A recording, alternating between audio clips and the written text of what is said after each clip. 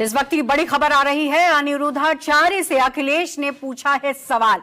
अखिलेश ने सवाल पूछा है, जवाब दे नहीं पाए अनिरुद्धाचार्य। अखिलेश ने श्री कृष्ण के जन्म से जुड़ा सवाल पूछा।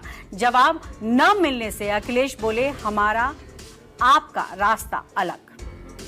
तो बड़ी खबर, अखिलेश ने श्री कृष्ण से जुड़े सवाल को लेकर पूछा है और जब जवाब नहीं दे पाए तो अखिलेश ने कहा कि हमारा और आपका रास्ता अलग।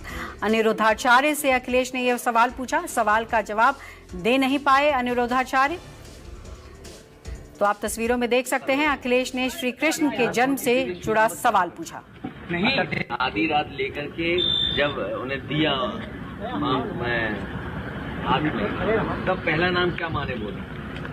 भगवान के तो बहुत सारे नाम हैं। कन्हैया कह के बोला प्रचार। आप बताइए, और बधाई और शुभकामनाएं आपको। बस यही हमारी आपका रास्ता अलग होगा, ठीक है? इसीलिए शुद्ध मत कहना कभी। नहीं, देखिए आधी रात लेकर के जब उन्हें दिया मैं आदि में, तब पहला नाम क्या माने बोले? भगवान के तो बहुत सारे नाम हैं। कन्हैया कह के बोला प्रचार। आप बताइए, और बधाई और शुभकामनाएं आपको। बस यही हमारी आपका रास्ता अलग होगा, ठीक है? इसीलिए शुद्ध मत कहना कभी।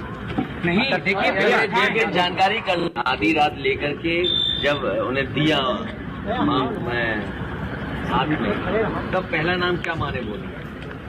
भगवान के तो बहुत सारे नाम हैं। कन्हैया कह के बोला प्रचार। आप बताइए, और बधाई और शुभकामनाएं आपको। बस यही हमारी आपका रास्ता अलग होगा।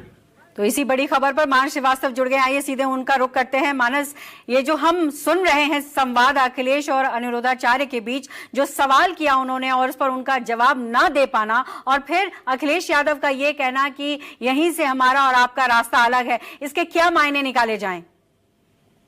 देखिए, जिस वक्त महाकुंभ चल रहा था उस वक्त अनिरुद्धाचार्य ने अखिलेश यादव के बारे में कुछ टिप्पणी कर दी थी और उसके बाद से अखिलेश यादव उनसे नाराज थे, लेकिन कभी उन्होंने इसको जाहिर नहीं किया। लेकिन आज आगरा एक्सप्रेसवे पर जब अनिरुद्धाचार्य से और अखिलेश यादव की मुलाकात हुई तो उनके ज्ञान को समझने के लिए सवाल उन्होंने पूछा। ये पूछा कि जब भगवान श्री कृष्ण का जन्म हुआ और उनकी माँ के हाथ में जब उनको दिया गया तो उन्होंने पहला नाम क्या पुकारा, क्या संबोधन किया? तो अनिरुद्धाचार्य जी कोई सही जवाब नहीं दे पाए। बस यहीं से उन्होंने कहा कि आपके हमारे रास्ते अलग अलग हैं।